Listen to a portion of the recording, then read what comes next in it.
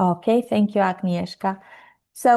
As mentioned, great to see so many people coming from so many different places. Great spread across Europe.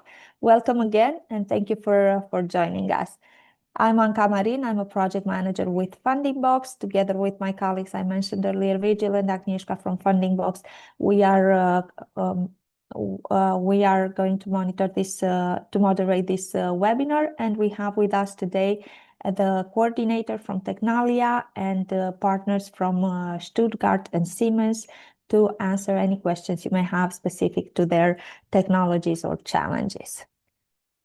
So after this brief introduction on the project and the open call, for those of you who are probably joining for the first time and don't know the context, we are going to look at how to build a strong proposal from the application and evaluation points of view. Then we're going to hear from Julian some ideal project examples and some short answers to very frequent questions that we receive in the help desk, and this may help you clear some doubts.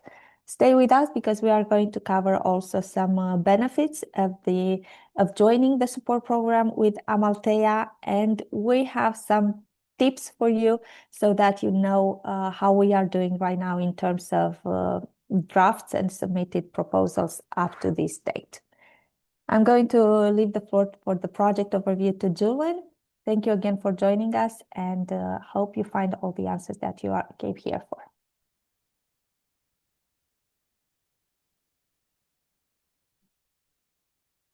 Okay, good morning.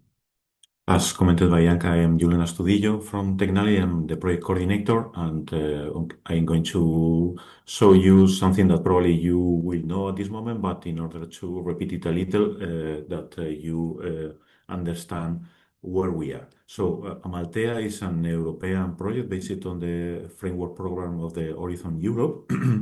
The idea or the main objective that we have in the project is to accelerate the use of robotics, artificial intelligence, and data in construction, and specifically in construction in the field of curtain wall facades, so modular facades that are built mainly off-site and are installed on-site as a modules. The idea is to reduce energy consumption, the use of resources, reduce also waste, and enhance safety and quality and meet the Green Deal objectives. Take into account that these type of systems sometimes are a little problematic to be installed in the buildings because they are quite big, and there are some concerns related to safety during the installation. The key goals that we have in the project is to reduce the energy use, the waste, and also reduce the defects to less than 1% of the typical manufacturing process. Also, as commented, we want to improve the safety and the efficiency, so to reduce the time that is going to be needed to install or to manufacture these components, and to improve the sustainability of the entire process, taking into account data from the design until recycling. We are going to have 4 pilots, 1 digital and 3 physical. The digital is going to be related to the artificial intelligence and use of data. The physical are going to be related to the manufacturing process, and a demonstration in 2 demo buildings, one in the south of Europe and the other in the center. And the idea is also to help us in this process with around 25 small and medium companies that can collaborate with us in specific topics of all this work. So the approach, as commented, is to digitalize the curtain wall facade value chains from design, manufacturing, installation, and disassembly using some digital tools and technical solutions that I'm going to explain now. Next slide, please. So the project, we have 15 partners from the design, digital solution, robotics, manufacturing, construction, social resources, exploitation, and on the open calls where we are at this moment. We are, as commented, 15 partners. The project is going to last 48 months. It started on January of this year and is going to last until December of 2028. And the budget that we have for the open calls is 4 million euros. Next slide. The main overview of the project can be seen in these pictures. If you later analyze in detail, you will see the four main processes that we are going to work in the project. The first one is related to design, involving architectural and engineering design. So how we can improve the way that these facade systems are designed at this moment, reducing time and providing to the architects and engineers to new tools in order that they can check all the data with less effort and improve the results. For the manufacturing process, the idea is to automatize some of the steps of the manufacturing process, mainly focus on the welding of the different components that build a facade system and improving the way of application of the silicon in order to connect the glass to these metal profiles that usually are used in this type of system. For the installation, our idea is to automatize the way that these modules are installed at this moment. You can see in the screen how we use a spider crane and a mobile platform with an end effector that helps to put these modules that goes from one floor to other floor, around 300 kilograms each of them. And the idea is to not involve the humans in these activities that are very close to the border of the building, normally at big heights. And to finish, the last topic that we are going to focus is related to the disassembly and recycling. So from the beginning, from the design point of view, the manufacturing and installation, we are going to collect data, and this data is going to be used in order to improve the way that this system can be disassembled, can be reused, or can be recycled. This is more or less the idea. Next slide. So what is the methodology that we have followed for this process? So we have 5 key principles that manage everything, that are flexibility, integration of all the components, collaboration across the entire value chains, sustainability, and innovation. And in order to obtain these key principles, what we have defined is 4 digital solutions: a digital solution for design, a digital solution for manufacturing, another one for installation, and the last one related to disassembly and recycling. And the way that we connect the open calls and the challenge with this digital solution and these digital tools are the challenge that you have seen in previous webinars, and also you have available in the information that you have from this project, that define with more detail the 8 challenges that we want to cover in this first open call. Remember that we are going to have another open call next year. The idea is to go for these digital solutions that you can see here, that these 4 digital solutions, for each of them, we have some digital tools. An example, for the design, we have artificial intelligence enhanced parametric design system, or automated simulation for facade components, or an extended digital twin for facade design. So these are the digital tools that we want to be used in order to obtain this digital solution that at the end is going to allow us to obtain or to follow these key principles that we have commented before. Also, if we talk about manufacturing, we have these 4 digital tools: artificial intelligence for optimize the process, how we can automatize the welding system or the glass bonding, and also how we can check or improve the quality control of the entire process. We know that there are a lot of things that can be done in manufacturing, design, installation, and disassembly. Our idea is to focus for this challenge in these digital tools, because the other part also is going to be done by some partners of the project, where also you are going to be able to collaborate with them in order to obtain the results that is going to be defined in each of your projects. Related for the installation, our idea is to develop or to work more in the collaborative mobile robotic platform for the on-site installation, and how we can improve the way that we control and obtain data from this platform in order that this platform understand where it is and where are the different components where it has to work. And related to disassembly and recycling, the idea is to share all this information. So how we can improve these strategies using all the information that we have for these four main points that we are going to work in the project, and also how we can use this platform in order to disassembly the facade that has been installed with the system. Next slide. So as commented, we have 8 challenges. We will have other challenges next year to cover other parts of the project, but the idea is that your projects focus on each of these challenges. These challenges can be more focused on software or more focused on hardware. This is something that you need to define, take into account that the budget that you are going to have for each of the challenges is going to be different, and the time that you're going to have is also different. But on the 8 challenge, the idea is that they cover more or less these 4 points that I have commented. We have the 3 first ones are more related to the design, the 4 and the 5 are more related to the manufacturing, the 6 and the 7 are more related to the installation process, and the 8 is more related to an installation, where in this part we focus on the analysis of the life cycle and the cost assessment of the process that we are going to develop. As commented, you have the definition of each of these challenges in a separate document that you have access, and you also can check them, and if you have any questions, you can request an answer to the consortium.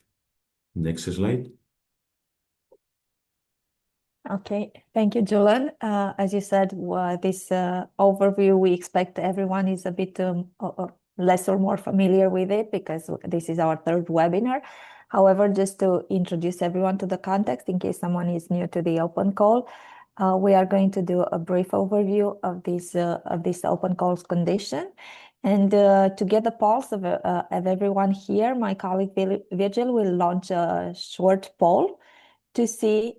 You can see it on your screens already, to see how you understand the call so far, if you are familiar with the call conditions, and what you are considering to include in your application in terms of challenge and your TRL level. So just a couple of minutes of your time to fill in the poll, and meanwhile I can go through the overview of the open call, of the first open call, the first one out of 2, as Julian mentioned. In total, we are going to select, throughout the 48 months duration of the project, we are going to select 25 beneficiaries to join the existing consortium. And this first open call addresses solutions for facade applications coming from both the software and the hardware applications. So the focus is both on innovation software and hardware solutions. Both have to be in the curtain wall facade sector. And what we have defined so far for this open call is that we are going to try to identify up to 5 software projects and another 5 hardware projects to join AMALTEA consortium. The budget for this first open call is up to 1.5 million euros, with a maximum of 100,000 euros funding in the software solutions and 200,000 euros for the hardware projects. We've launched the call on the 1st of September this autumn, and it will be open until the 7th of November at 5 o'clock Brussels time. So there's still plenty of time for you to go through the documents, and if you've already started and even submitted an application and you find out something new, then you still have the time to go back and improve or update your application. In the next slide, we are going to talk about the type of applicants that we consider eligible in this open call, and that's where the poll comes in handy. We'd like to know if you identified yourself as an SME or startup, because these are the two types of entities that we accept as eligible. Individual applications, so no consortia, no teams of SMEs or SMEs and other type of entities are accepted. They would have to be registered.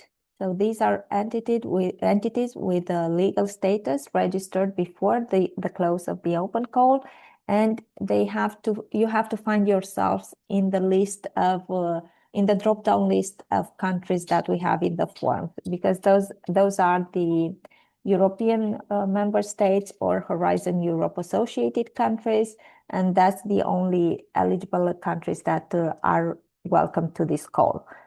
The entry level for the TRL, technical readiness level, has to be 3 or higher for all challenges.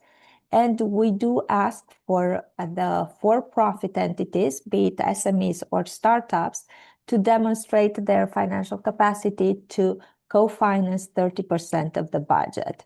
So this is in the section in the form, no need to upload any documents, but you do need to demonstrate that if your budget is, for example, for software is 130,000 euros, you can only get 100,000 euros.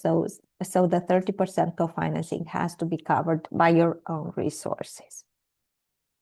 So when we are referring to the first open call, as you can see in the timeline in the following slide, we are now with the last webinar out of the 3 webinars that we conducted during the open call. As soon as the call closes on November 7th, we'll start the evaluation process, which is going to take for about 2 months, and it includes a jury day. From after the jury day, that's when we start the legal check, and that's when the selected applicants will be invited to provide some documentation in order for us to confirm your legal status, like SME status, your financial situation. And if with the estimate that we have right now, the selected applicants will join the support program, the mentoring program, starting with March 2026 for 9 or 12 months, depending on the solution that they propose, software or hardware. If we can see some results of the poll, Virgil, before we move on to the proposal, just to get an understanding of where you are right now. Okay, so we're happy to see that you identify yourself as an SME and startup, which means that you are eligible to join this open call. When it comes to the challenges, a lot of interest in challenge number 8, and some people haven't decided yet. So as I mentioned, there's plenty of time for you to go to the call documentation and identify the best fit for your current solution. TRL has to be at least 3, which is again a very good sign to see that you identified. If you are not sure about your TRL level, in our technical guidelines that are available on the application form website, you will see the definition of each TRL as given by the Commission. So when we also wanted to see what's your struggle, what is something that's holding you back right now from completing the application. And we have a winner here, which is aligning with pilot and digital tools. Let's hope you will find all the answers here today and in the support documentation. As Julian mentioned in the previous webinar, the recording is available and the slides as well. In the previous webinar, we have a very clear description of how the digital tools align to the pilots, to the challenges. So you can visit that information as well and get your answers. So we have some ready to submit and some full drafts almost ready. Also, some of you are new, which is good because we did make an introduction to the open call and the project. Now, going a bit more into details, we did promise that we are going to look at aspects that we consider to help build a strong proposal.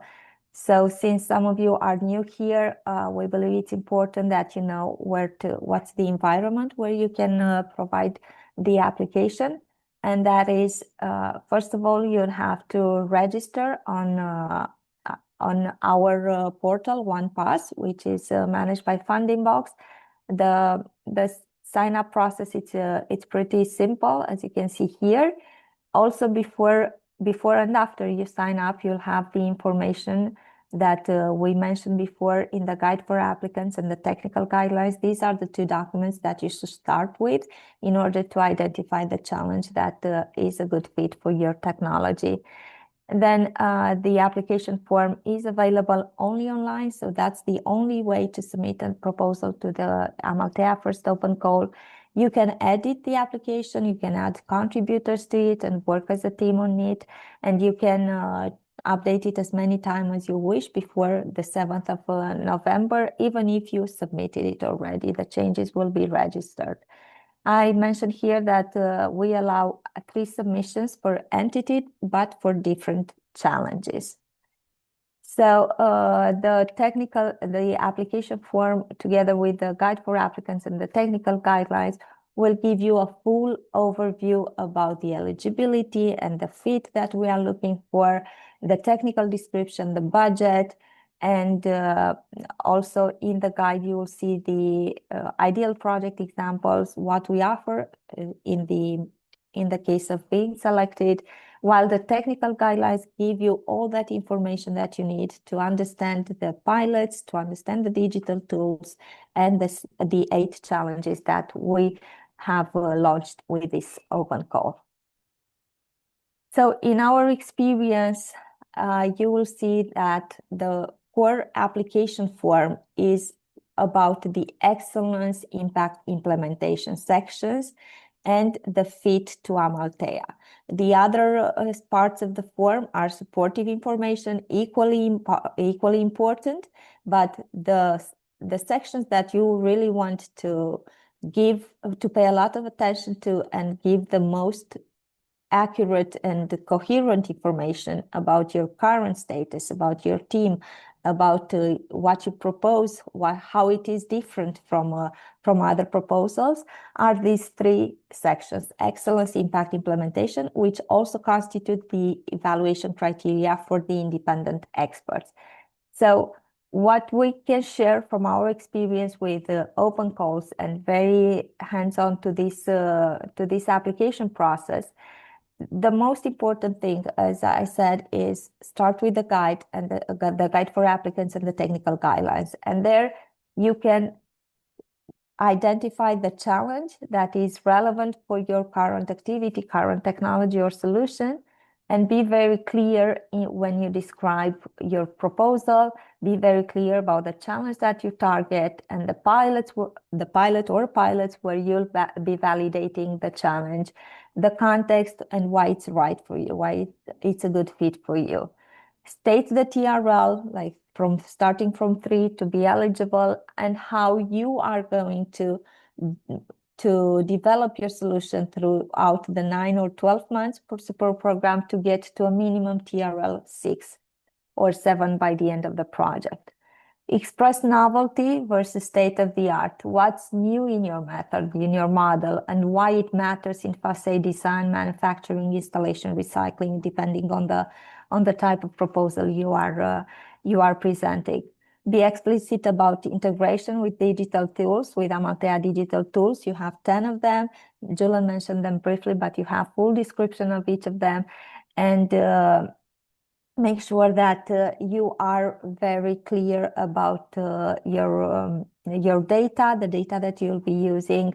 Define measurable technical benefits for the pilots, first of all, but then you can extend that to the society, to other European regions.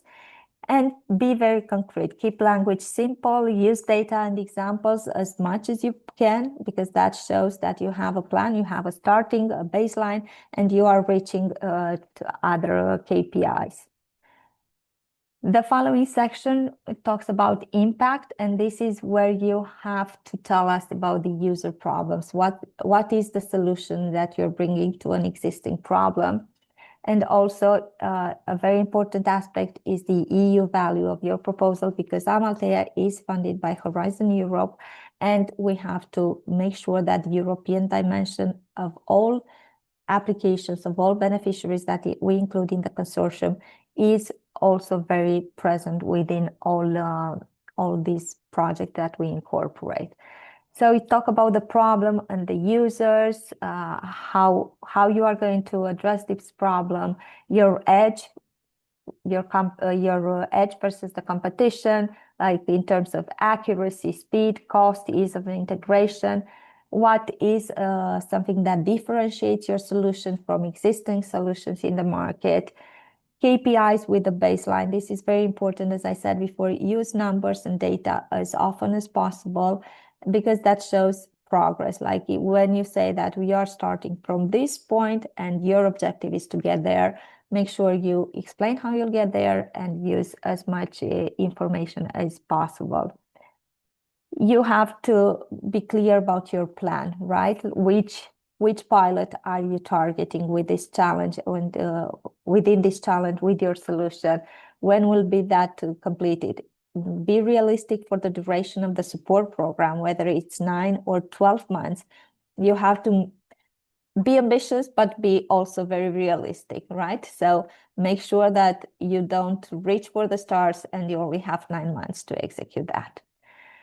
The Green Deal fit, again, it's very important because we are, AMALTEA is has one of the objectives to address Green Deal, some Green Deal objectives in the project, and the target here could be in terms of reducing energy consumption, waste effects, where possible, if there's a circularity opportunity, mention that as well, efficiency benefits, and as mentioned previously, the European dimension of scalability, applicability beyond pilots. So with the AMALTEA project gives the opportunity for you to test your solutions and to escalate them. But it's equally important that you take advantage of this support program to validate solutions that can be replicable, that can be scalable, and can apply to other European regions or sectors, economic sectors. The third part of this evaluation criteria refers to implementation. And here we want to see that you have the team, you have the support, you have the experience, and you understand the resources that you get from us on one side and the resources that you have to bring to the table in order to fully complete the program of 9 or 12 months. So in this section, don't be shy about mentioning your expertise, your experience, your key roles. So cross-functionality, like you're going to have one person as a project manager if you want, and you have also technical support, and you can also count on AI engineers or whatever is your situation right now.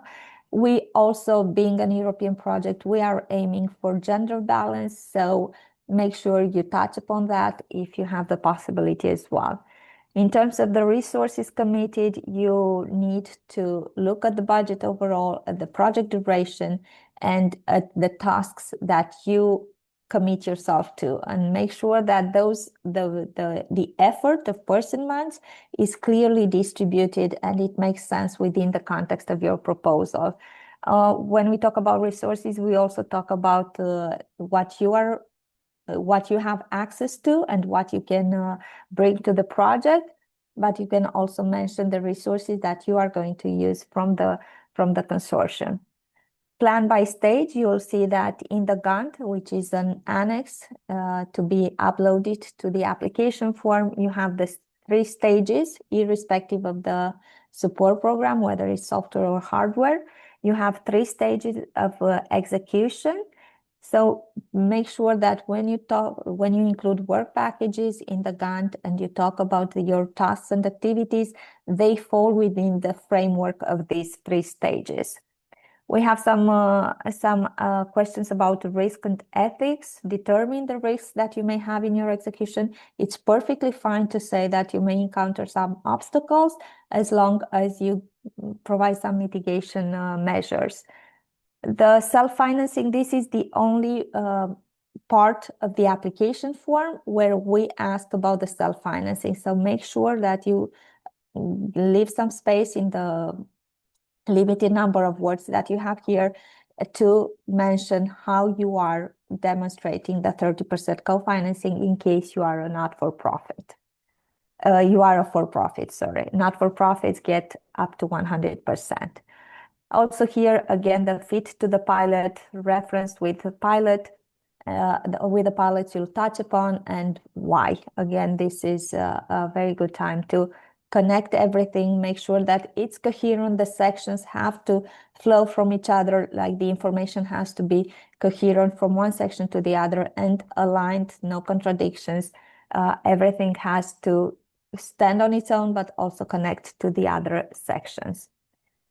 The other very important aspect that we look for is how you see this integration within your entire proposal. Like the budget is aligned to the Gantt, the tasks that you are proposing, and the outcomes are relevant, clear, and realistic. So with budget categories, you'll see in the application form, if you haven't already, we have several categories like personnel, travel, equipment, subcontracting, other goods, works, or services, and overhead. Subcontracting is limited to 15%. I think I saw a question in the Q&A earlier, is limited to 15%, and it cannot be given to, like core activities cannot be subcontracted to third parties. The reason for that is that you are the main beneficiary of the funding and you are our partner throughout the execution of the project, 9 or 12 months.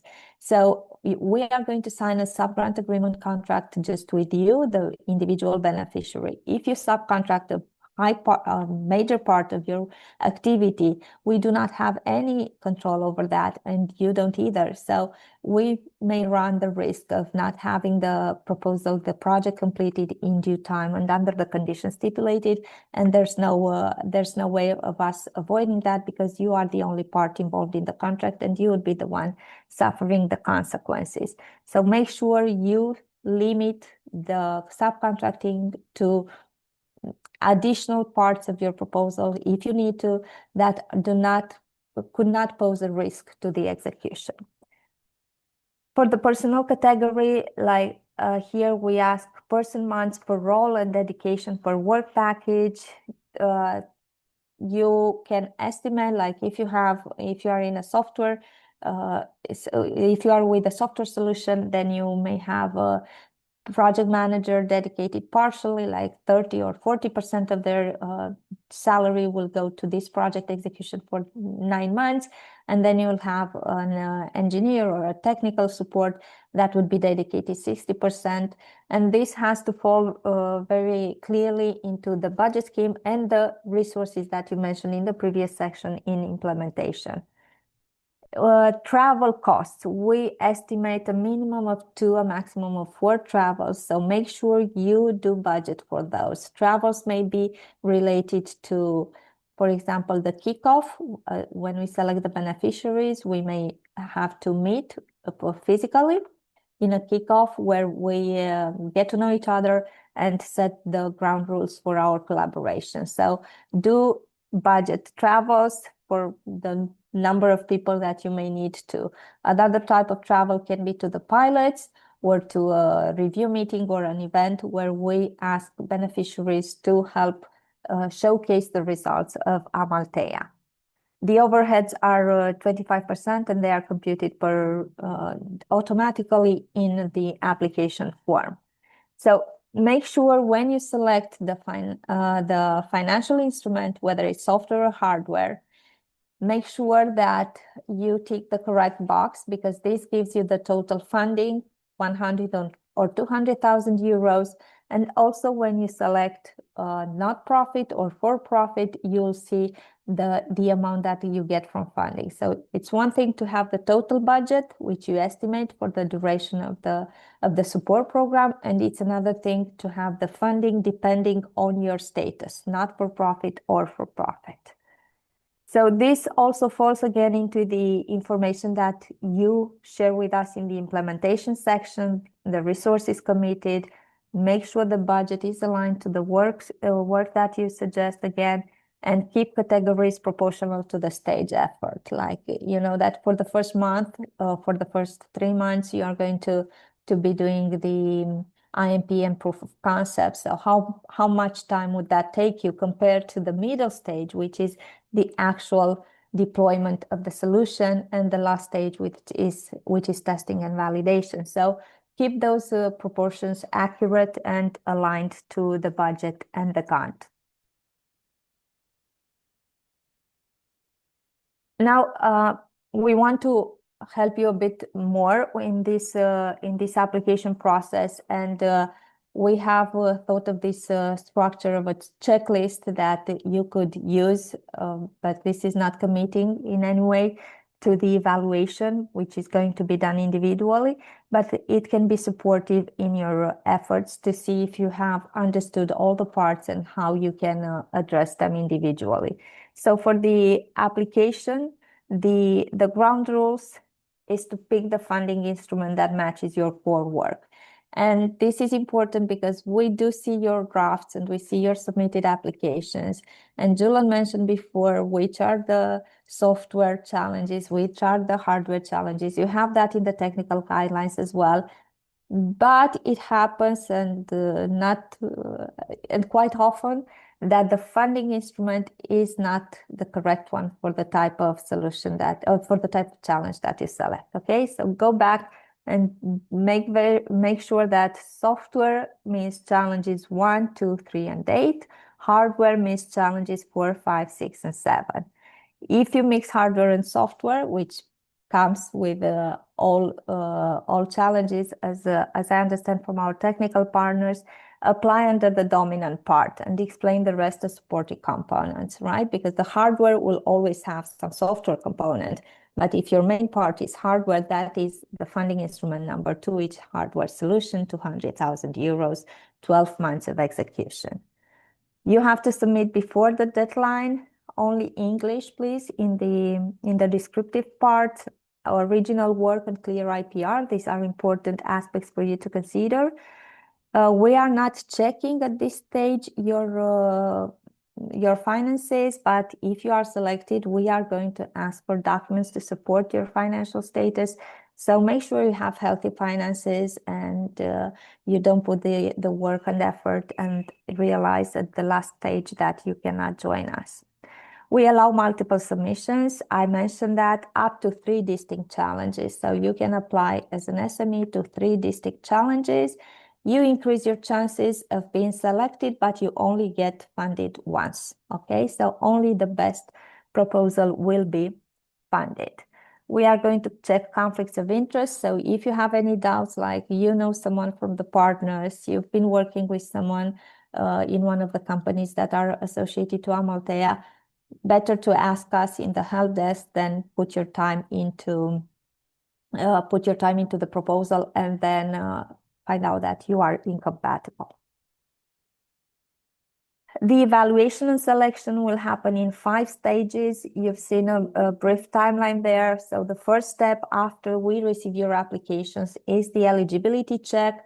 We take your word for it because you have a self-declaration in the application form. So that's the eligibility check we do at this stage. So whatever you fill in there, as yes or no, true or false, we take your word for it at this stage, and you can proceed to the following step in the evaluation. We also check that you have filled in all the mandatory fields with the relevant information, and those eligible application will move on to the in-out of scope, which is done by technical partners from AMALTEA, And that's where we are looking for the fit with AMALTEA and the European dimension that I mentioned several times before.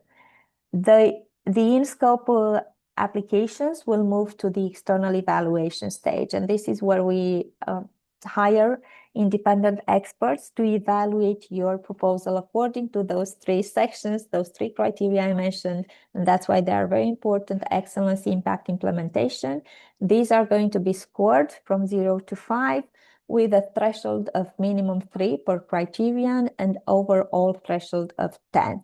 So whoever gets minimum 3 in each of these criteria and an overall of 10 plus will move on to the consensus meeting, and this is where the project partners meet, and based on the ranked list of scored proposals, we decide who is going to get invited to the jury day. Since our target is to select 10 beneficiaries to join the AMALTEA support program, we are going to invite 20 applicants, pre-selected applicants, to the jury day. This is an online pitching competition. Everyone who gets pre-selected will receive all the information in order to prepare for the jury day. So the final step is the selection committee of AMALTEA deciding on the 10 best proposals to join the support program. And this is where we ask for the documentation to verify the legal status and sign the sub-grant agreements. All this to say that the process is complex on our side as well. So the application process for you can be easily verified with this checklist that we put together. Again, this is for orientation only. It doesn't establish its eligibility or admissibility thresholds or guarantee selections for funding. So you have to rely on the open call documents, and remember that evaluations are conducted independently against the criteria that you have in the guide. As an overview, and you'll have this available in the slides that we'll share with you as well, you can just, looking at the fields in the form, select the correct funding instrument, which will show the challenge that you understood the challenge and how it falls into software or hardware, current TRL level, minimum 3, digital tool alignment, talk to us about the go-to-market strategy and scaling. The pilots, you have to select and explain why you have selected that pilot. The Green Deal contribution, you have several options to select there. You can select one or several, quantify whether possible how you are touching on those objectives. Excellence includes 3 parts: ambition, innovation, and methodology. So in plain language, explain to us why it matters, why your solution matters in the chosen pilot, how is it feasible in 9 or 12 months, what you propose, what is new versus existing, and in methodology, talk to us about the workflow, the plan that you have to execute that in order to show credibility benefits to the pilots, to the project, and how you mitigate risks. The impact has another set of questions in terms of market, competition, strategy, and EU dimension. And here you talk to us about who, where, how often, like as I mentioned before in the impact slides, who hurts, why, how you are addressing this problem. How you differ, again, standing out from the competition, and talk about replication and scalability, how your proposal can start from a baseline and reach other KPIs and reach different higher KPIs in the execution. The implementation is the part where you talk about the team and the resources, the dedication and roles, what resources you can contribute to the proposal. Remember to upload the Gantt. This is a document that can be downloaded as a link from the guide for applicants, and then fill in the one that is appropriate to your funding instrument, software or hardware, just that one, not both of them, and upload that again to the application form. The budget total will be done automatically, but make sure you select the correct funding instrument again. And you tick whether you're a profit or not for profit. Subcontracting, I touched upon that. It is limited. You have the chance in the implementation, when you talk about resources, you have the chance to explain why you need to subcontract and how is that going to support your project, your proposal. The travels, you have to estimate the number of trips, the people, and the cost related to that travels. The risks and ethics, you have several questions about ethics as well. Please make sure you are very explicit about that part as well. IPR and results, we have a question about background IPR to the project. So this is a good opportunity for you to mention what you're bringing to the project and what is your expectation for the future results. Eligibility, again, single applicant, single entity, SME or startup. Before you submit the form, you'll see that you have this self-assessment where you get red flags if you haven't filled in some mandatory fields. So that is supportive of your process as well. And to make sure that you are in no conflict of interest, as I mentioned before, with AMALTEA partners. So with this checklist, then from the evaluator perspective, and this is the perspective of the independent evaluation process with the external experts that are going to score from 0 to 5 and provide comments on the excellence, impact, and implementation criteria. So from our experience, again, this is a typical reviewer focus area. It's not exhaustive or binding in any way, and must be interpreted as advice. So all proposals will receive, those proposals that are going to get to the independent evaluation phase are going to receive this report from the external evaluators, where you could see that they may look at the coherence between the funding instrument and the challenge match, the pilots and the digital tool fit, TRL, credible start, and documented path towards 6 and 7, specific objectives and methods, as well as in impact. You should be providing information that shows the evaluators that you have a compelling problem and solution, and you know who your users are. You differentiate yourself. You have the KPIs there, starting and target KPI. Also, EU Green Deal value in quantified data where possible. So for implementation, an evaluator may look at the team experience and how the roles are allocated throughout the execution, throughout the duration of execution, the resources and access, and resources that you have and access that you may need, other resources that could be engaged in your proposal execution. The grant, again, aligned with the instrument. Be aware of the 3 stages of execution and the budget logic. It's feasible and it's aligned to resources and activities. So with these 2, you can do your own self-assessment and see if you can judge your application in terms of the scores that we mentioned before. We also collected a bunch of do's and don'ts from previous experience and from what we have seen so far happening in the process. So definitely a do, use numbers, sources, quantify outcomes, and give examples, align benefits to challenge and digital tools and pilot context, be clear about the TRL, upload the Gantt, clarify ownership and usage rights, study the evaluation stages. So if you are very serious about the guide for applicants and you understand the criteria and you read all the indications we give there, you can align your answers according to that. Show measurable benefits for EU citizens and so on. Don't try, or at least try, it's your decision if you do it or not, but try not to select one challenge and then in the descriptive part you talk about several challenges. There may be some touch upon between challenges and you can do that, but be very clear which challenge you are targeting, even if there are some spillovers to some other challenges.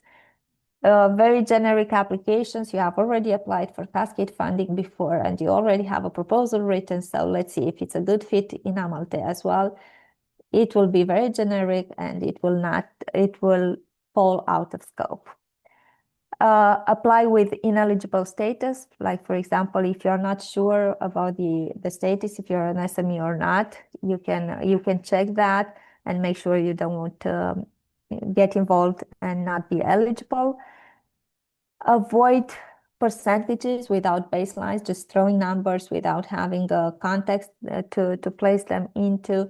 And don't overlook the EU relevance. This is very important. This is an European project, and the money that we are funding, and the money that we are using to fund this third-party proposal is European money. So we need to make sure that you touch upon the EU relevance.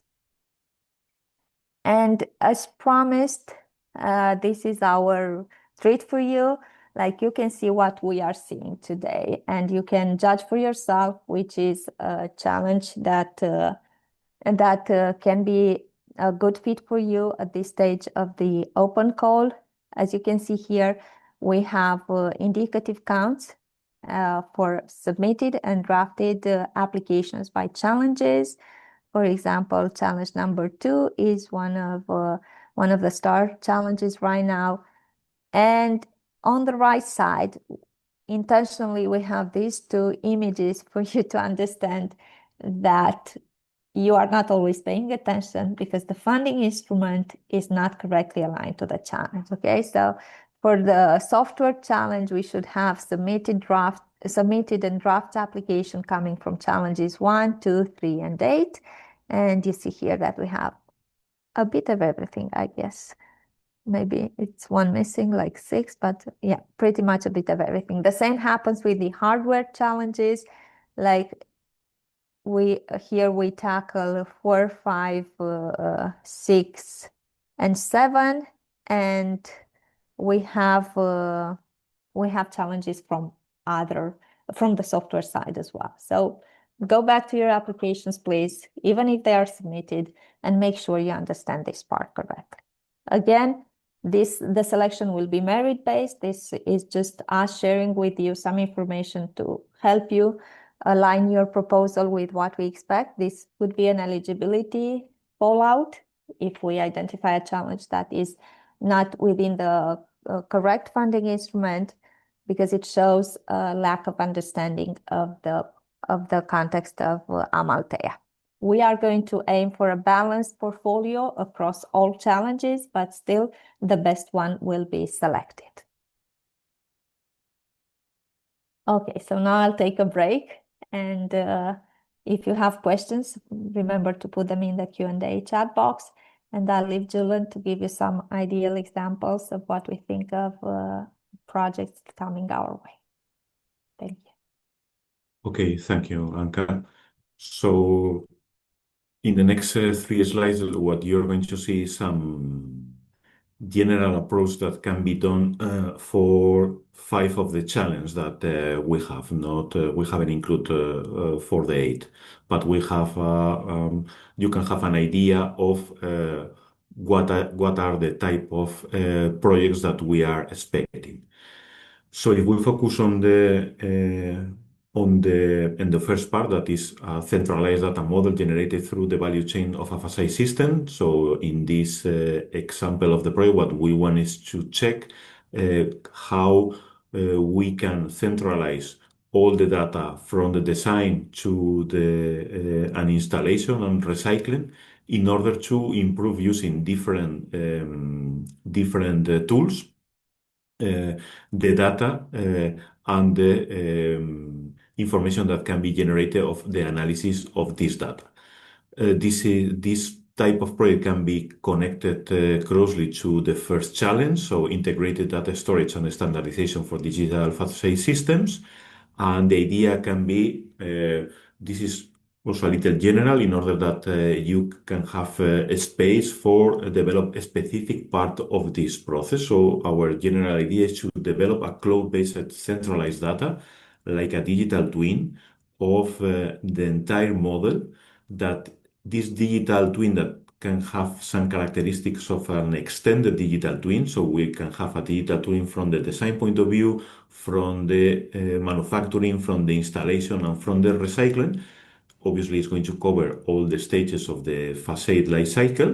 And the idea is that this platform or this system ensures that we have similar and interoperable data, can be BIM, IFC, digital twin formats, other things, providing real-time access to consistent technical and performance information. So the part related to real-time access is also quite important.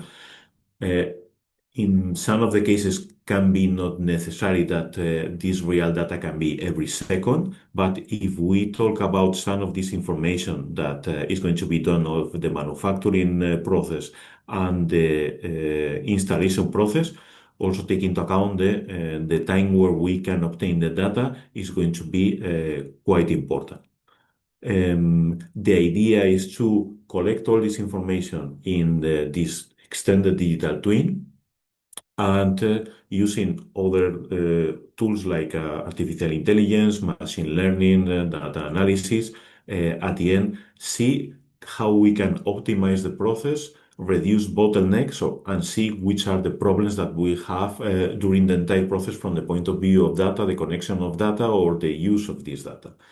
So all projects that can answer in some way to this request at the end are going to be quite aligned to what we have, what we want, and what we are going to do in the project.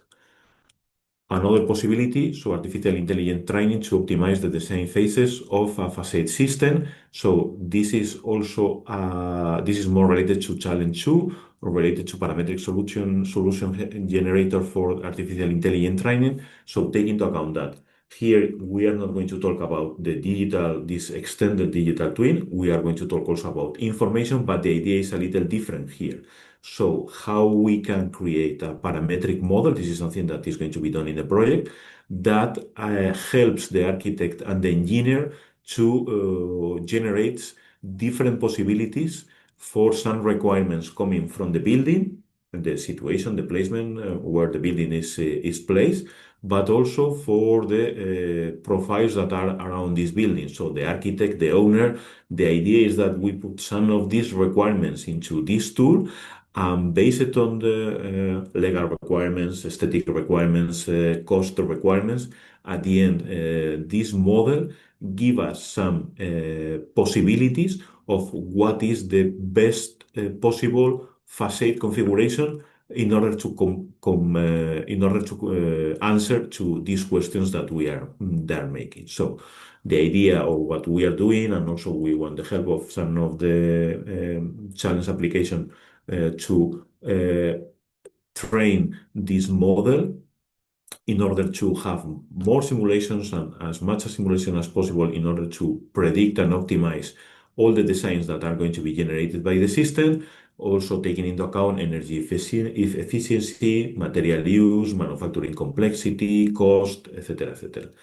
The result at the end is going to be a design workflow very connected to the engineer and architect that designs a facade, that is going to help them to accelerate the decision-making process and also support sustainability, high performance facade solutions. This is more, so the first project is more related of how we can share the information and use it as better as possible.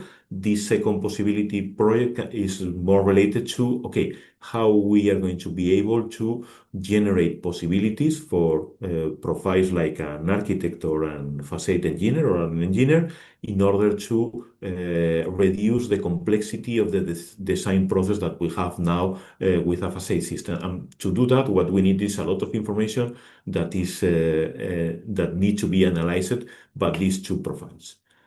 Next slide.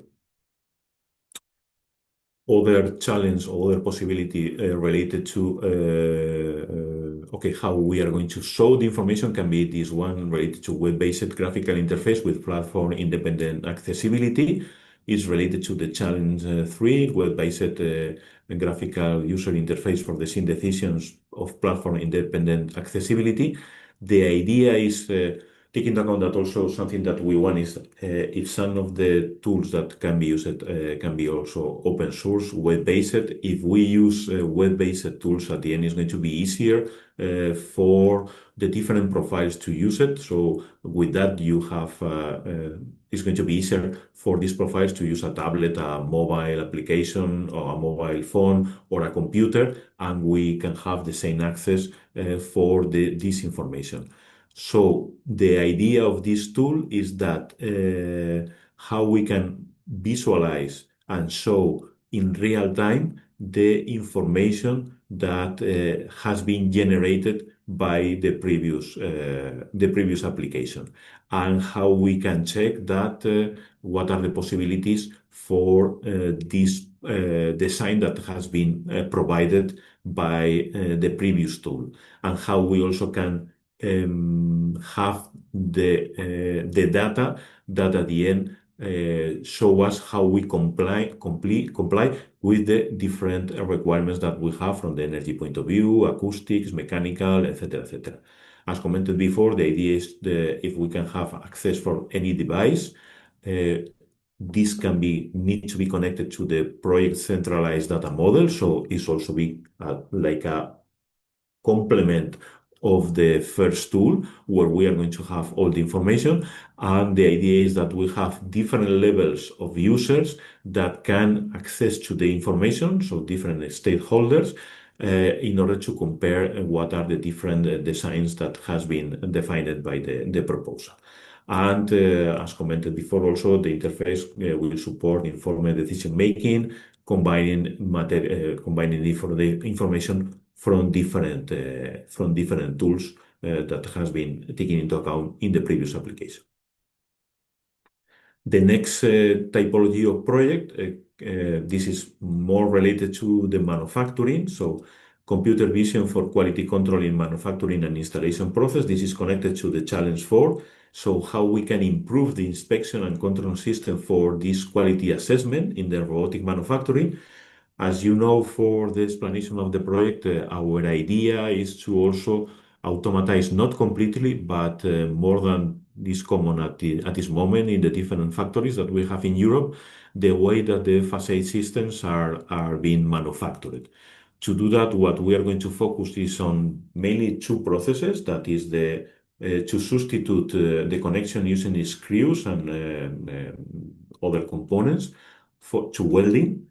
So the idea is to connect all the mechanical components, the profiles that we have for this facade using automatized welding that is going to be done by one of the partners of the project. And the other thing is also to improve the way that the glass is connected to this profile system with an automation of the silicon application. So the idea is to improve one of these two steps that are more or less the more problematic ones when you build or when you manufacture a facade.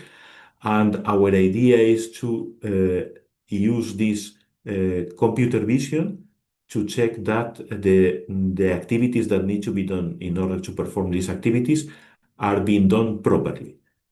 And to do that, the idea is to use cameras and sensors to capture high resolution image of the welds, the joints, the assemblies, try to detect defects and deviations from the standards tolerance that are going to be defined by the consortium. And with this, reduce the human or the errors that usually are being done in these processes that sometimes are quite complicated because you realize of these errors once you have all the facade installed in the building and you need to substitute, and this is a huge problem. So the idea is to improve that the modules of the facade leave the factory almost or completely well controlled and inspected, reducing these errors that now, because we are using human tools, at the end is a little more complicated. And also try to do this with a little as fast as possible in order to reduce the times that we need to manufacture all these components. This scope can be another possibility of challenge or projects related to these channels. For taking into account that this is the general approach, then obviously this is something that cannot be done completely by an applicant, but you can work in specific points of this process in order to help us at the end to obtain this main solution. Next slide, please. And the last example is also related to quality control without the need for fixed templates. So this is a variation of the previous one. The idea is to adapt the manufacturing and the quality control so we can eliminate the need for fixed templates during the facade panel production. So the idea is that we have some sensors and algorithms that recognize the type of facade that is going to be manufactured, and with this information, that is not necessary that we have a person making a program in order to tell the robot what is the welding or the assembly path. The idea is to improve flexibility and reduce the time that is needed in order to set up the entire process. And also what we want is to ensure that consistent quality also when we have customized or irregular facade modules. Take into account that one of the problems that we have with this curtain wall application is that the amounts of modules that is manufactured for each building is not very big. So we can talk about 5,000 square meters, 10,000 square meters, but many times happens that we need to change some of these, the configuration of these models because, okay, almost all the buildings are different and they have different aesthetic requirements. And we have the architects that at the end they want that their building is different from the others. Because of that, we have many possibilities from the point of view of the configuration of these modules. And one of the issues that we have faced during the preparation of this proposal is that at the end, we are going to need to change the process almost all the time. So for one building, we need to define a process. For another one, we need a different one. And the idea of this challenge is how we can reduce the time that we need to prepare everything on the manufacturing process in order to start manufacturing a different curtain wall. This is what we want to answer with this project example and with the challenge 5. That's all the examples that we included in this presentation. Okay, thank you, Dylan. I think we have some specific questions, and we are going to get to that in a few moments. Before moving to the Q&A, just some questions we got asked frequently in the help desk, and maybe they already provide some answers to the questions asked here. So from what we've received so far, there are some specific questions regarding the definition of a startup, what we consider a startup in AMALTEA, and you can find that definition in the frequently asked questions document that is available and is going to be updated after this session. So the startup has to have fewer than 10 employees, usually more than 2 full-time equivalent staff, and it should be operating for less than 3 years. So if you identify yourself as a startup and you go by these conditions, chances are that you are a startup, and you can select that option in the application form. Regarding the SME, this is a more clear definition that we have at European level. The headcount has to be fewer than 250 annual work units, and the turnover less than 50 million euro or annual balance sheet less than 43 million euros. The technology level, the minimum requirement of 3 applies to all challenges. So there is no differentiation between challenge 6, let's say, and challenge 2. All proposals, all solutions have to start from TRL 3 and move towards 6 or 7 during the execution phases. Is it possible to apply as a consortium of 2 SMEs? I mentioned that before, but we really need this to be clear. We only admit applications, or we admit you can send them, but we are going to deem them as ineligible. Individual SMEs or startups, no teams, no consortia, maximum subcontracting. Some other questions that we got regarding mixed hardware and software, how to apply. Submit 1 proposal or up to 3 proposals if this is the case for various challenges under the core category. Describe the other part as the supporting part. So hardware comes with software, I understand, and our technical partners can complement me on that answer. So if it's the major part is hardware, then your proposal falls under funding instrument 2, which is hardware, and you have 4 challenges to address for the hardware solutions. Can co-financing be covered as own personal contribution in kind? Yes, the 30% co-financing can be covered by in-kind contribution. That is to say, if your budget is, again, 130,000 euros, you are getting funded a maximum of 100,000 euros. And when you demonstrate your capacity in the implementation section, you can say that you will be engaging a team of 2 or 3 people, and two of them will be co-funded by the project for their dedication, and another part is your dedication to the project, and that is your in-kind contribution. Is it possible to involve partners, suppliers like competence centers or software providers as subcontractors? Again, yes, not for the main activities. And please make sure you are not engaging any AMALTEA partners or their affiliated entities to get involved in your proposal.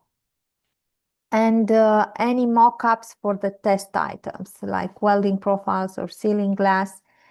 And the answer comes from one of our technical partners, and it's that mock-ups and real profiles for welding and sealant application will be shared during the challenge development phase. So everybody works right now with the information you have in the technical guidelines and the details and data sets and everything available in the call documentation for all challenges.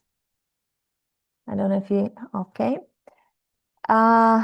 Just very, very quickly, the benefits package, because we believe that this call from AMALTEA doesn't come only with the funding, it comes with a wealth of benefits to the selected beneficiaries. So if the money alone is not a sufficient incentive for you to apply, we believe that the benefits that you get with that are really consistent, and you should be considerate of them. So the 10 selected projects in this first open call, we're going to select another 15 in the second one, receive for the software challenges, for the software proposal, software solutions, receive up to 100,000 euros. The hardware solutions receive up to 200,000 euros. The mentoring comes for 9 or 12 months, depending on the software or hardware approach, and it consists in technical and business support from AMALTEA project partners. The solutions will be validated in 4 large-scale pilots. So for you, this means that you have for 9 months or 12 months the opportunity to test your solutions for free in a real-world environment and check, verify, validation to boost your market readiness. So this is not something to be overseen, because this can really boost the startup or an SME activity with the solutions that with the solution that they are proposing.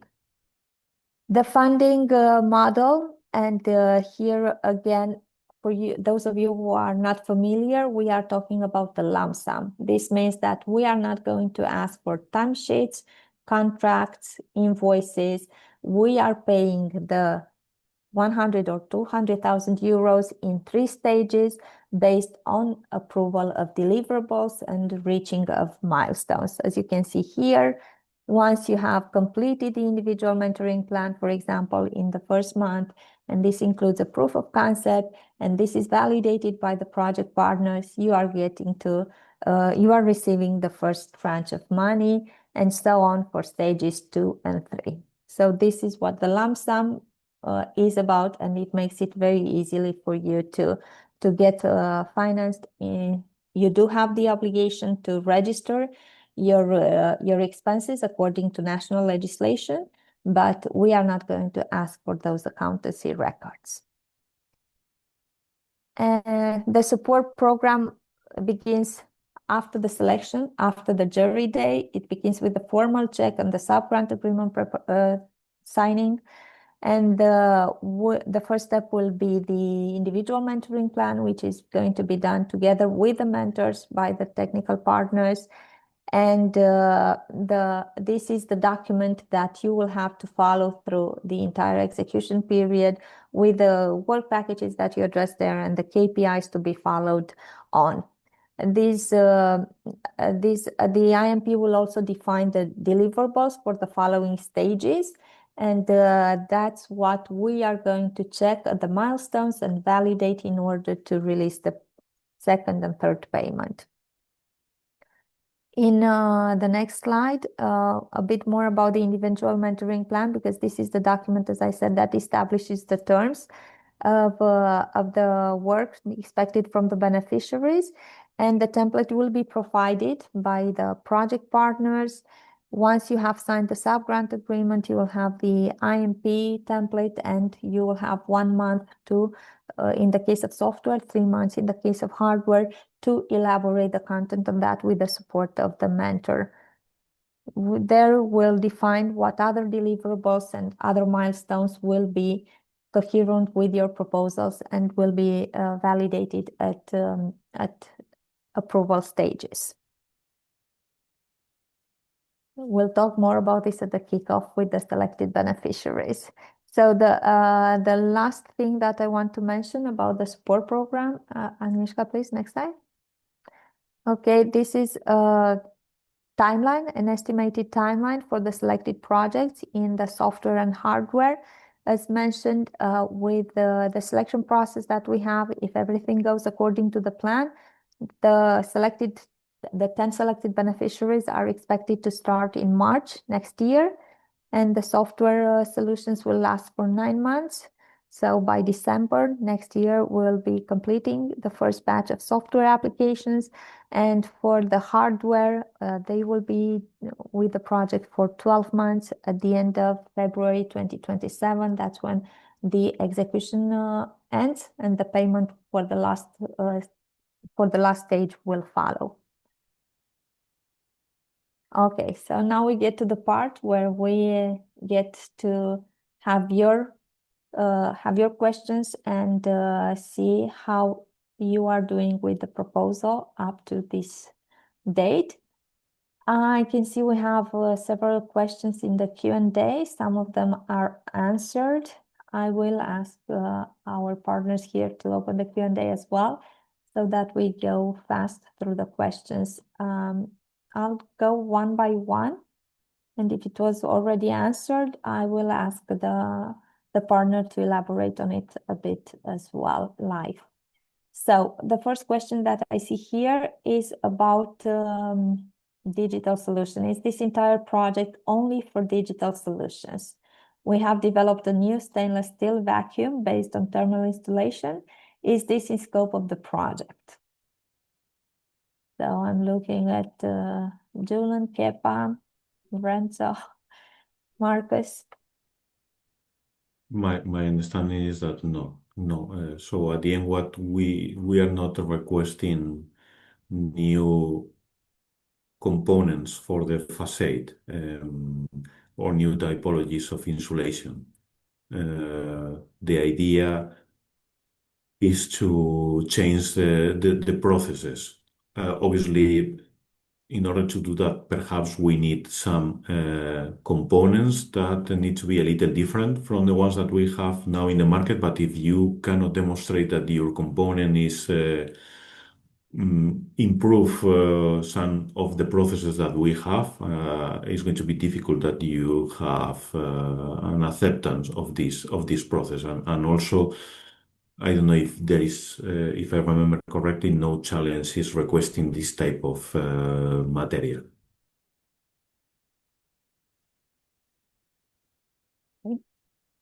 Thank you. Anyone would like to add to the question? Or Roland, if you have a follow-up question, please write it here.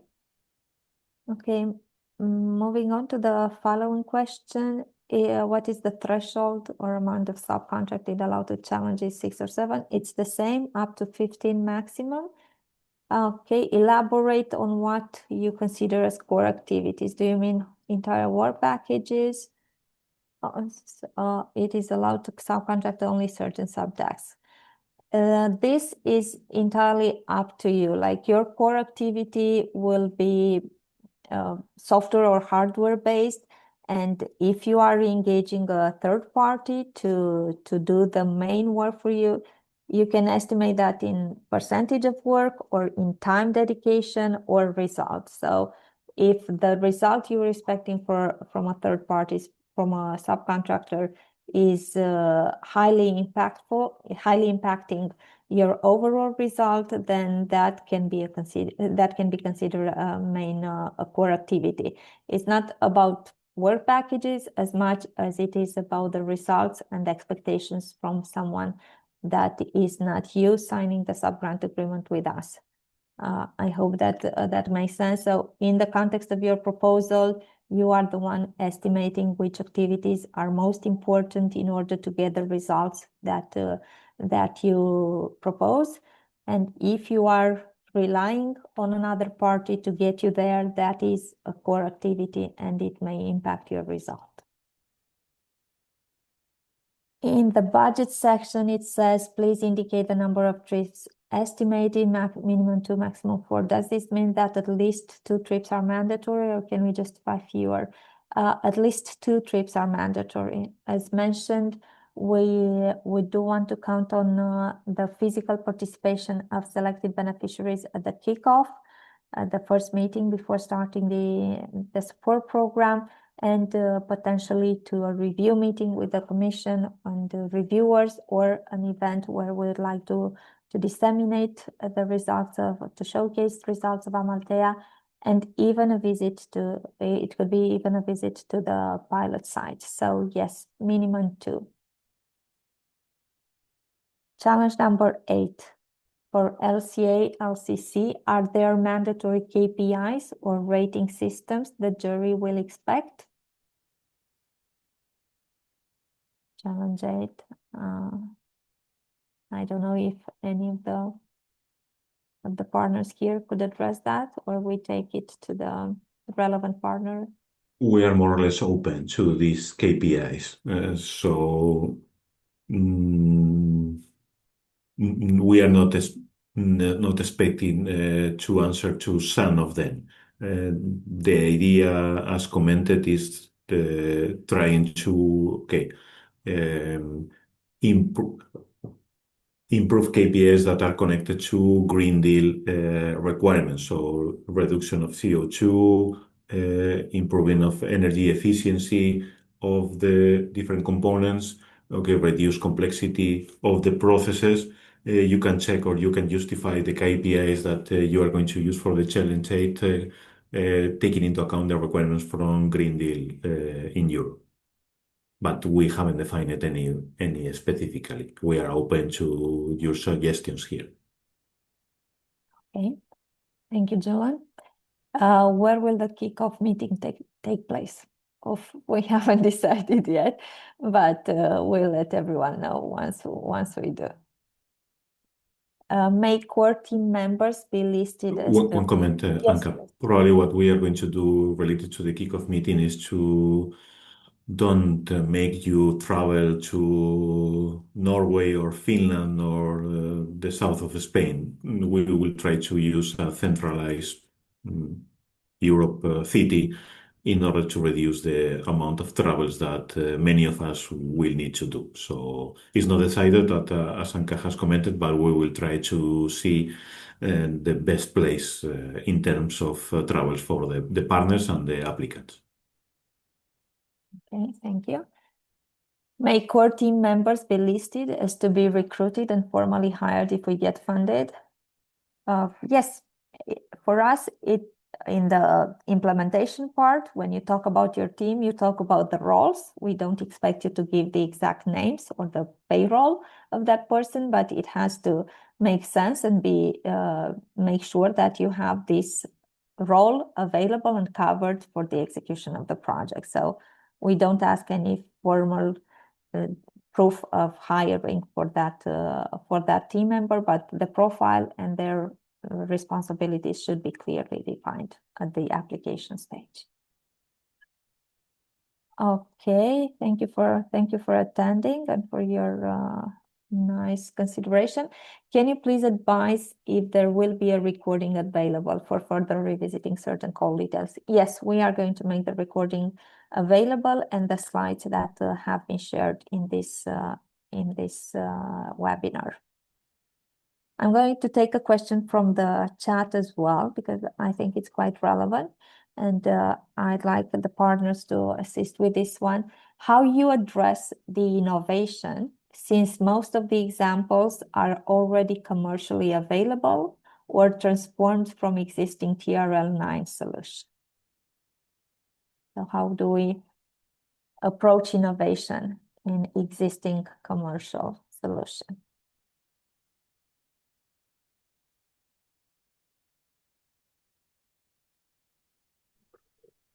Okay, we know that obviously for the different topics there are commercial solutions, but from my understanding, the specific application that we need for this project, we don't have so many.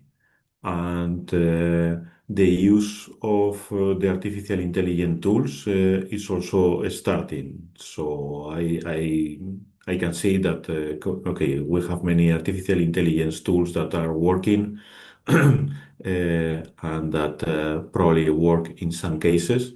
But from my understanding, the TRL level of these applications is quite low, but they fail a lot. So, taking into account that here we need a high level of accuracy, so we are talking about systems that are going to be implemented in real buildings, and if we have any fail, could happen that we kill someone or we have security problems. So taking into account this and seeing the different process that we are requesting, from my understanding, the TRL level of a general application is quite low if we apply it to our system. And also take into account that what we need is quite specific for what we are going to develop here. So mm, to adapt some of the tools that we have now in the market is going to be quite compelling. Okay. Anyone else would like to add to this one? Okay. So for the next question, is there an approved budget form that needs to be completed when applying? I'm gonna steal your share abilities, Agnieszka, for a second and just share the application form so that everyone who is not familiar with it yet can see it. So this is the online application form, and the budget section comes with specific fields to be filled in. You also have all the indications here. This is a test application that I have opened. For the personal, the budget, you have to input the data, like the numbers and the description, the purchase costs as well, other direct costs, equipment costs here. Please note that for equipment costs, we are talking only about I'm sorry, I'm missing the word right now. Amortización. to help me. Uh, The oh my God. I don't know how to say in English. Sorry. The A total blank. So it's not the cost of the equipment entirely, it's just the use during the execution phase. So this is the cost that you are expected to include here if you have an equipment that is going to be employed for the solution. The overheads are calculated automatically. So based on the data that you input here, you have the total of the 25% of the previous sections calculated automatically, as well as the total direct costs. To that, you will have the subcontracting costs, and I will address the following question in the chat, which is regarding the 15% applying to the funding or the total budget. It's the total budget, so the 15% has to be applied to the total budget. And then you have, again, automated cost calculated for the total.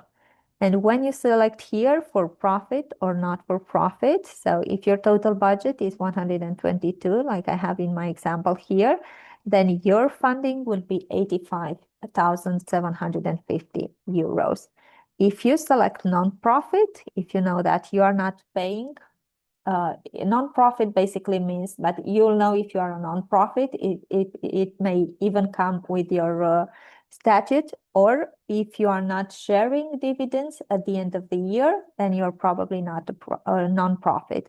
So if you identify yourself as a non-profit, then you have 100% of the total budget as long as it stays within the funding limit, which is 100,000 euros for software. Okay, because I selected previously in the application, I selected that I am going for a software proposal. So my budget is limited, my funding is limited to 100,000 euros. I'm gonna stop sharing now, and I hope this was a clear reflection for the question that we got here. Then we are interested in automation data processing relevant for challenge 4, but you said you are not interested in software solutions within the framework of this challenge. Any flexibility in this regard? Do we have someone answering this? Challenge 4? Yeah. My understanding is that hardware solutions always come with software solution.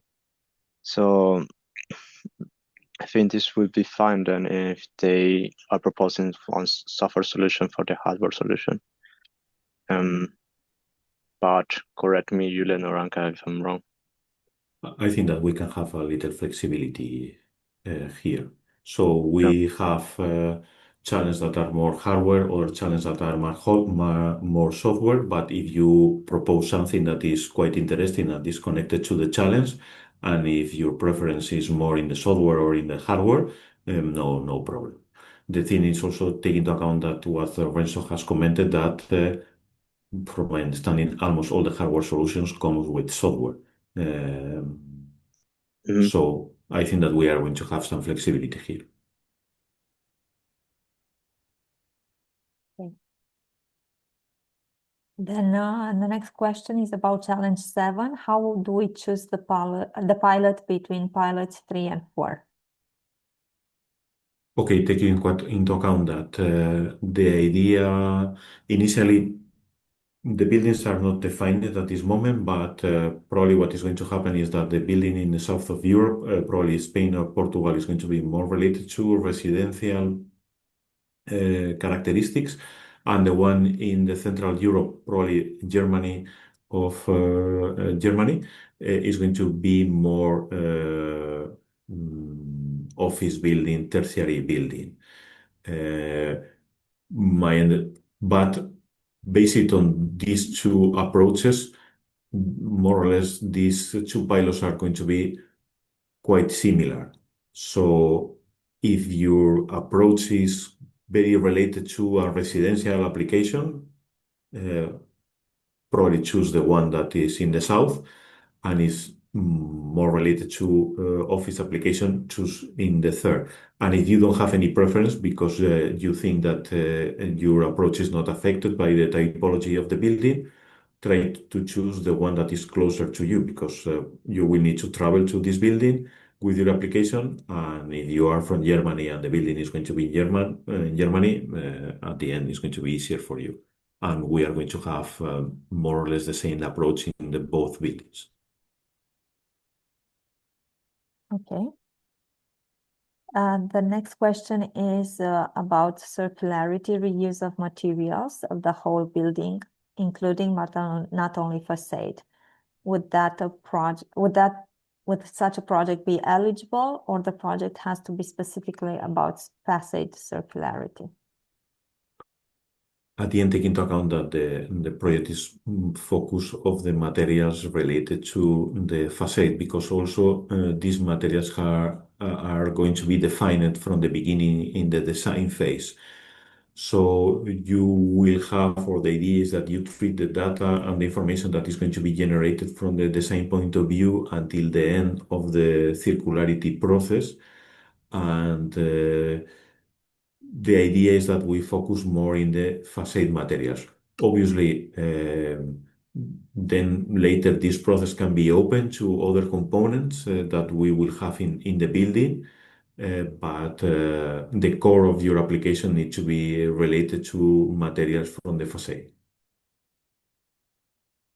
Okay, thank you. We have a question about the entity status. Like someone says that they dissolved their UK company as it wasn't eligible, I assume, in many calls post-Brexit. So when establishing a new legal entity for my startup, does this has to be finalized by November 7, or does count prior commercial activity as proof of meeting capacity for that sole criteria? From a legal perspective, your startup has to be legally registered in one of the eligible countries before November 7, the deadline of the call. Regarding the commercial activity or capacity, experience, you can talk about that in the implementation section, referring to your previous activity in another vehicle with the UK company, but the registration has to be done, the formal registration of the entity has to be done before November 7. And then I missed the question. For challenges 6 and 7, is there flexibility regarding the implemented solution leveraging UAV instead of UGV? Challenges 6 and 7, I think Eduardo, maybe? Yes. In case of challenge 7, we don't consider it because like the final application is going to be for a rover, like a AGV, and not a aerial platform.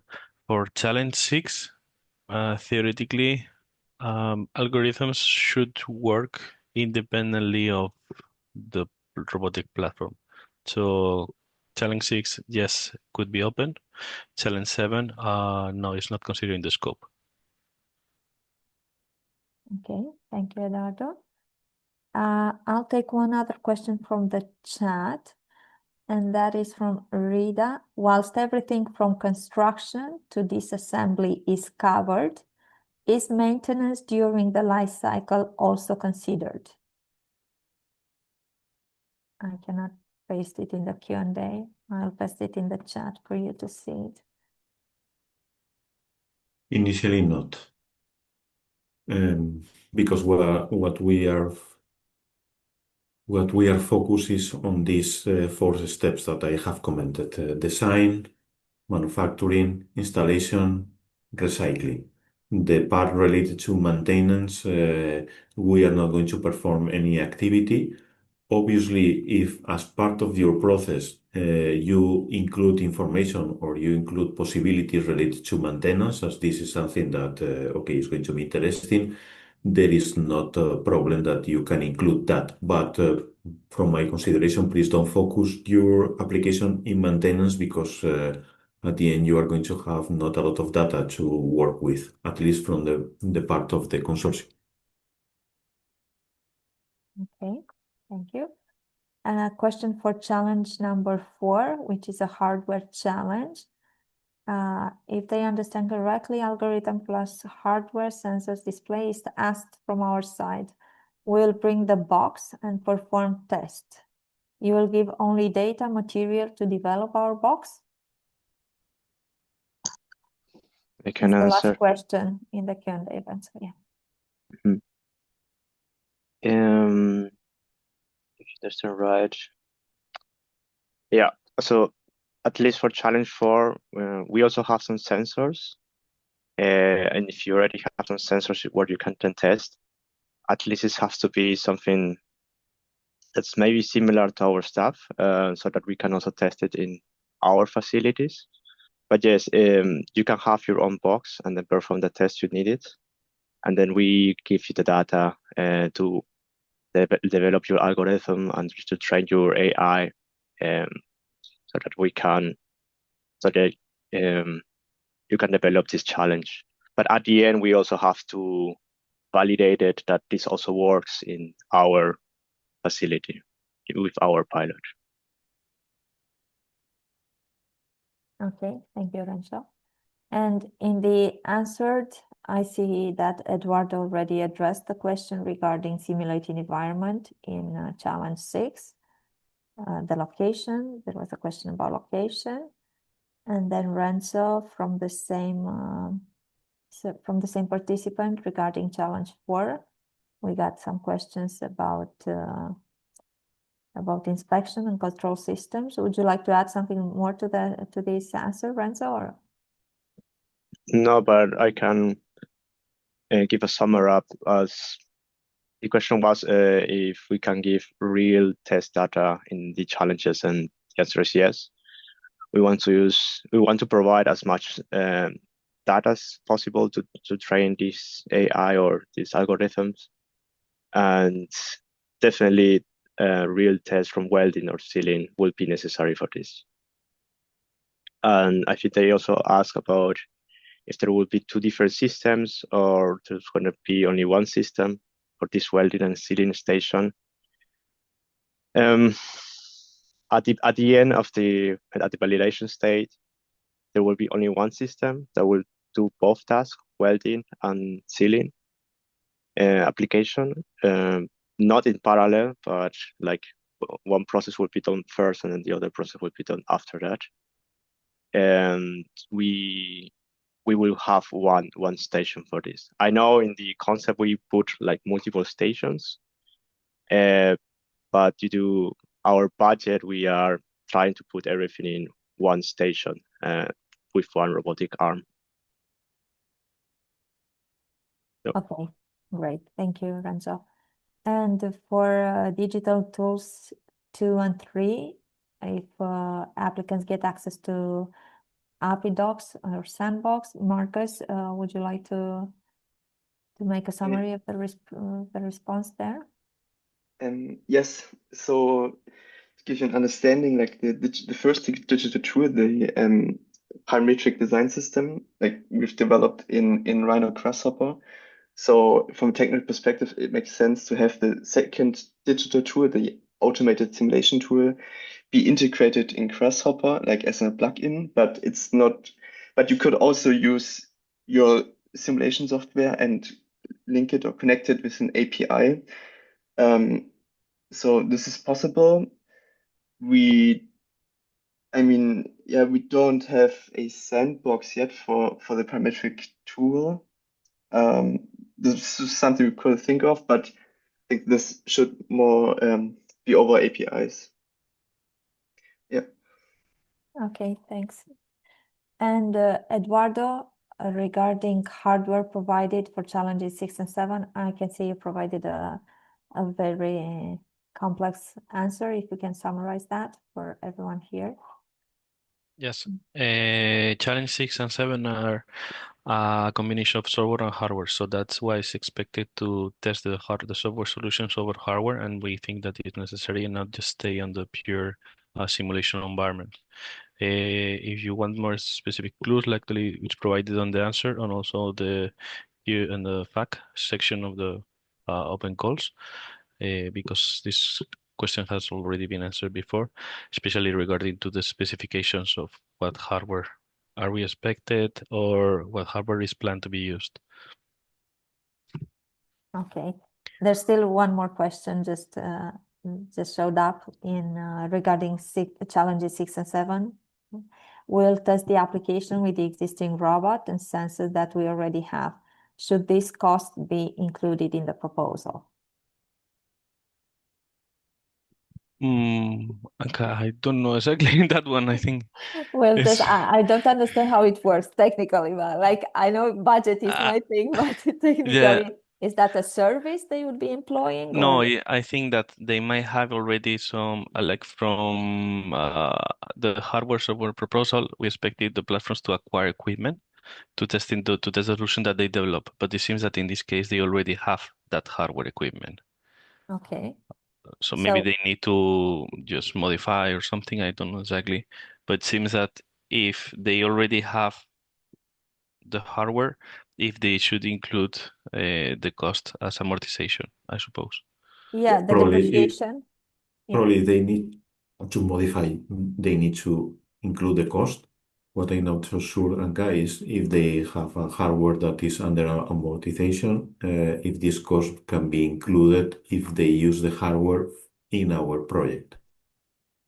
So it depends on on when the robot was purchased, right? Because if it's they're still paying for it, or it's within the uh, it's not depreciated already by the company with other activities and costs. They could include the depreciation costs for the 9 or 12 months duration of the execution. Or as Julian said, if they're doing some update or changes, if those comes with the cost, those are services that can be included in the budget. And also if they have personnel working on that robot, those are hours that can be inputted in the project. So I see ways of this equipment being used for the benefit of the project to be funded by the project as well. Okay. I don't know There if is there are. another question for Yeah. challenge 7 just pop Okay, up. okay, if you can tackle that one then. Yes. So yes, it's expected to have the autonomous navigation of the platform as well as an interface that allows like manual control just to a right or for a small and final placement. So we can expect solutions either for the full autonomy plus an manual operation mode or something more seamlessly integrated that has like human override. Because one of the biggest points of the AMALTEA solution is we cannot take the human operator out of the of the process, and actually it should be closely involved within the process. That's one of the key points of this project. Okay, thank you. So we can still take a couple of questions more. Meanwhile, Agnieszka, if you can share the slide with the resources that we have provided for applicants. I think it's the last slide. The last, no, at the very end. Okay, so we have the project website where you will find information about the project and specifically about the open call as well. You can follow us on LinkedIn, and that's where we announce events we're participating in or updates regarding the project. In Discord, we have the AMALTEA community where we can give you questions we can give you answers to the questions regarding the open calls or anything else related to your participation in the project. And you can also always email us at the help desk and ask specific questions you cannot find the answers to in the guide for applicants or the technical guidelines or the FAQ document. By scanning the QR, you land on the application form webpage, and there you will find all the documents that we've been mentioning several times throughout this webinar. I see no other questions. I would leave the final remarks to Julian, and meanwhile, I will ask my colleague Virgil just to show another poll, a very short question with a very short answer for us to understand how you are perceiving the call so far and what we should be expecting from you. And with that, I'll leave the floor to you, Julian. Thank you. Okay, taking into account the question, my comment will be please submit. I don't know if you are used to collaborate in the European projects. If you not, don't think that things in European projects is similar to what we are talking today. So you are not going to receive any answer from the European Commission in any of your applications. Things are becoming quite complicated in the last 2 years. So if you don't have a perfect proposal, you are not going to receive funds. In fact, we here in Technelia, we have proposals with a 15, which is the maximum, and they have not been financed.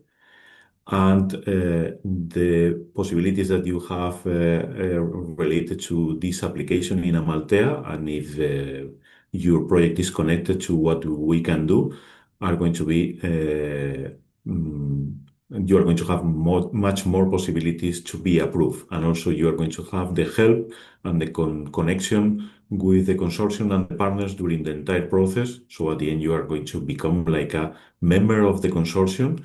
And my comment is that this has been done by European Commission in order to allow companies that don't have the resources to apply to an European project to do it. So, and from my understanding, it's not complicated. It's not as complicated as to submit an European proposal. That probably many of you don't have the efforts to apply. So, try to do it, make the effort, and probably you are going to have a good profit for your work. Thank you. Okay, thank you, Julian. So we still have a few moments, but we'll take this last Okay. question because I would feel bad not to answer to it. Okay. Is it a must to release fully the solution as open source during and post project?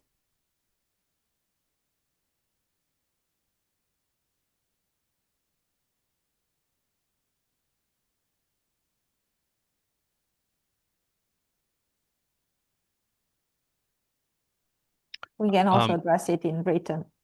Yes, I will try to answer for all the consortium. Really depends on the challenge, but for sure, in general, European projects, they look for open knowledge. So it might consider a relevant point if there is applications with equal conditions. One of them proposes an open source solution instead of a closed one. You could gain a preference point of view among the other one. But also, Anka, take into account that the idea also from the European Commission is that the companies that apply to these European projects obtain profit. So, from my understanding, there are ways that using this type of approaches to the knowledge, that at the end you maintain some property of your knowledge and you don't lose, you don't give your research to the market. That's not the idea. No, that the we idea have is in the project. Existing IPR, the IPR that applicants bring into the project, that stays with them. It's their IPR and they will maintain full rights over it. So it doesn't necessarily need to be open source. It is an advantage considering the European approach to creating this ecosystem of open access among European members, but it's not a condition for the application. We'll take this question to the rest of the partners and the legal department, and we'll include it in the frequently asked questions document so that you have a full overview of what it's expected. Okay, and I believe with this, we can thank you, Lilia. We can close our last webinar for this first open call of AMALTEA. We really hope to see as many you as possible in the application process, to receive your proposals, and to see you at the following stages of the evaluation. We are grateful for your time today, and we hope we have provided the answers that you are looking for and the information that would help assist you in preparing a strong proposal for AMALTEA. Thank you to all the partners and my colleagues, and we wish you a very, very good Thursday.